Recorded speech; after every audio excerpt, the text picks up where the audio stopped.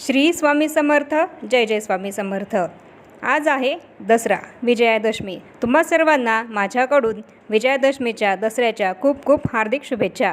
स्वामी समर्थ महाराज तुम्हा सर्वांच्या सर्व चांगल्या इच्छा मनोकामना या पूर्ण करोत, असे मी स्वामींच्या चरणी प्रार्थना करते. आणि आजच्या या व्हिडिओमध्ये मी तुम्हाला आपण दसऱ्याच्या दिवशी म्हणजे आजच्या दिवशी स्वामींना वाहिलेल्या आपट्याच्या पानांचा एक प्रभावी उपाय सांगणार आहे.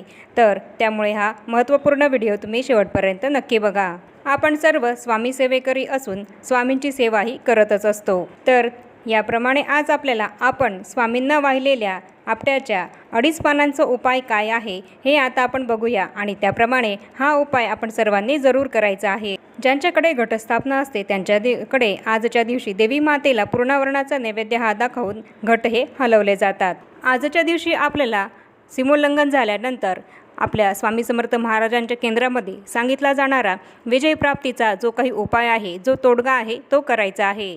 तुमच्या घराच्या आजूबाजूला जिथे कुठे स्वामी समर्थ महाराजांचं दिंडोरी प्रिंट केंद्र असेल तिथे जाऊन तुम्हाला हा विजयप्राप्ती तोडगा आणायचा आहे. यालाच दसऱ्याचा तोडगा किंवा विजयप्राप्ती तोडगा असं सुद्धा म्हणतात. आणि या तोडग्यामध्ये एक पाकिट आपल्याला मिळतं आणि त्यामध्ये काही वस्तू असतात. या पाकिटामध्ये आपल्याला 2.5 आपट्याची पानं जी स्वामींना वाहिलेली असतात आणि पांढरी गुंजा, त्याबरोबर शमीचे पानं इत्यादी साहित्य हे आपल्याला मिळत असतं.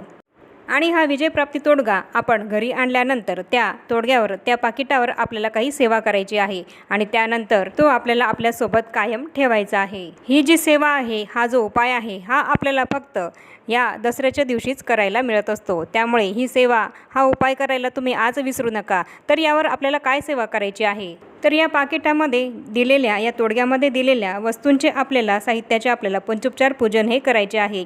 आणि त्यावर आपल्याला ही पंचोपचार पूजा केल्यानंतर त्यावर आपल्याला 11 माळी श्री स्वामी समर्थ मंत्र आणि 1 वेळा 1 माळ गायत्री मंत्राची करायची आहे. आणि त्यासोबतच 1 माळ आपल्याला नवारणव मंत्राची करायची आहे आणि 1 माळ आपल्याला शाबरी मंत्राची करायची आहे. आणि 11 वेळा श्री कालभैरवाष्टक हे आपल्याला म्हणायचे आहे. हे सर्व मंत्र आणि स्तोत्र तुम्हाला नित्यसेवा या पुस्तकामध्ये नक्कीच मिळतील. याप्रमाणे आपल्याला या सर्व साहित्यांचे पंचोपचार पूजन करून त्यानंतर ही सर्व सेवा केल्यानंतर या ज्या वस्तू आहेत त्या आपल्याला लाल किंवा भगव्या वस्त्रामध्ये ठेवून आपल्याजवळ कायम ठेवायच्या आहेत. आणि कुठल्याही महत्त्वाच्या कामाला जाताना आपल्याला यासोबत ह्या घेऊन जायच्या आहे. आपलं कुठलंही महत्त्वाचं काम असेल, जसं की काही आपण कुठे कोर्ट कचेरीच्या कामासाठी जात असू किंवा एखाद्या मोठ्या वस्तूच्या खरेदीसाठी जात असू किंवा घराविषयी जर काही तुमची बोलणी चालू असतील, तर त्या सर्वांसाठी तुम्ही तुमच्या जे काही अतिशय महत्त्वाचं काम आहे तिथे जाताना हा विजयप्राप्ती तोडगा तुम्ही तुमच्यासोबत घेऊन जायचा आहे. यामुळे तुम्हाला तुमच्या कामामध्ये नक्कीच तुमच्या मनासारखं यश हे मिळत असतं. हा उपाय केल्याने काय होतं की आपण म्हणतो की आपण कष्ट तर खूप करत आहे, पण आपल्याला नशिबाची साथ मिळत नाही आहे. आपल्याला गुरुचं पाठबळ हे आपल्या मागे असणं खूप गरजेचं आहे. त्यामुळे हा उपाय केल्याने आपल्याला आपल्या गुरुचे पाठबळ हे मिळते आणि आपल्याला आपले जे काही कामं आहे, जी काही कामं आपली रखडली आहे, अडकली आहेत, जी पूर्ण होत नाही आहे, ती पूर्ण होण्यात मदत होत असते.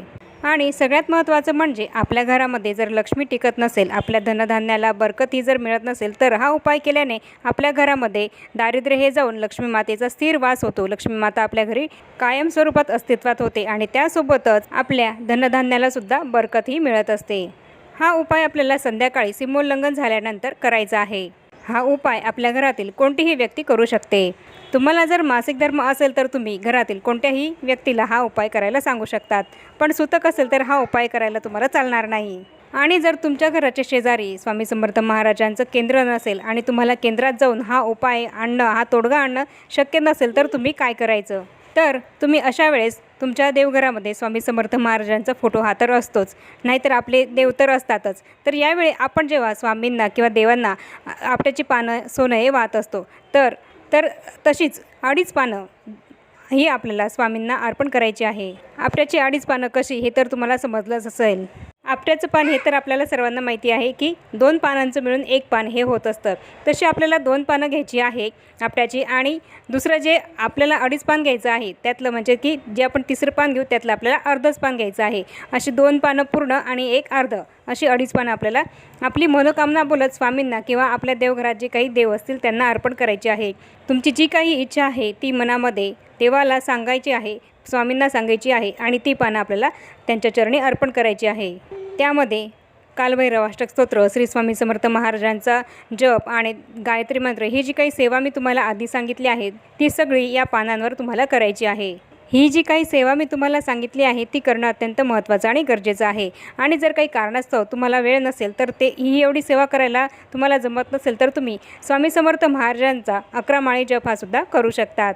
आणि त्यानंतर स्वामी समर्थ महाराजांना आपल्याला मुजरा करायचा आहे आणि आपण ही जी काही आपट्याची पानं 2.5 पानं स्वामी समर्थ महाराजांना अर्पण केली आहे ती आपल्याला त्या लाल किंवा भगव्या वस्त्रामध्ये ठेवून ती आपल्या तिजोरीमध्ये ठेवायची आहे. आणि त्याचबरोबर तुम्ही महिला ज्या काही आहेत त्या आपल्या पर्समध्ये सुद्धा ही 2.5 पानं ठेवू शकतात. आणि जर तुमचा कुठला व्यवसाय असेल तर त्या व्यवसायाच्या गल्ल्यामध्ये तिजोरीमध्ये सुद्धा तुम्ही हे 2.5 पानं ठेवू शकतात. आणि हाच उपाय तुम्ही तुमच्या घराजवळ श्री स्वामी समर्थ महाराजांचं केंद्र असेल तिथे जाऊन स्वामींना ही 2.5 पानं अर्पण करून पुन्हा ती आपण आपल्यासोबत घेऊन येऊन ती आपल्या तिजोरीमध्ये ठेवू शकतात. ही 2.5 पानं आपल्याला वर्षभर म्हणजे पुढच्या दसऱ्यापर्यंत आपल्याजवळ तशीच ठेवायची आहे. आणि पुढच्या वर्षी या 2.5 पानांचं आपल्याला विसर्जन करायचं आहे आणि त्यानंतर पुन्हा पुढच्या वर्षी नवीन 2.5 पानं ही आपल्याला घ्यायची आहे आणि पुन्हा परत ती पुढच्या वर्षापर्यंत आपल्याजवळ कायम ठेवायची आहे. असं आपल्याला दरवर्षी करायचं आहे. असा हा अत्यंत प्रभावी आणि आपल्याला प्रत्येक कामामध्ये यश देणारा उपाय आपल्याला आज दसऱ्याच्या दिवशी संध्याकाळी करायचा आहे. हा उपाय आपल्याला दसऱ्याच्या दिवशी विजयादशमीलाच करता येतो, या तिथीलाच करता येतो. त्यामुळे आजची ही संधी सोडू नका. पूर्ण श्रद्धेने आणि भावनेने हा जर उपाय तुम्ही केला तर तुम्हाला नक्कीच याचा चांगला प्रभाव हा दिसून येईल. तुम्हाला तुमच्या ज्या काही कामांमध्ये महत्त्वाच्या कामांमध्ये अडचणी येत होत्या त्या नक्कीच तुमच्या दूर होतील. तुम्हाला प्रत्येक कामामध्ये यश मिळताना हे तुम्हाला दिसेल.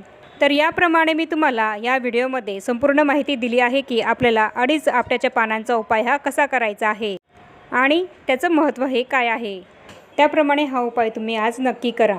व्हिडिओत दिलेली माहिती आवडल्यास व्हिडिओला जास्तीत जास्त लाईक करा, शेअर करा आणि चॅनलवर जर पहिल्यांदाच आला असाल तर चॅनलला जरूर सबस्क्राईब करा. आणि भेटूया पुन्हा अशाच नवीन एका माहितीपूर्ण आणि महत्त्वपूर्ण व्हिडिओसोबत.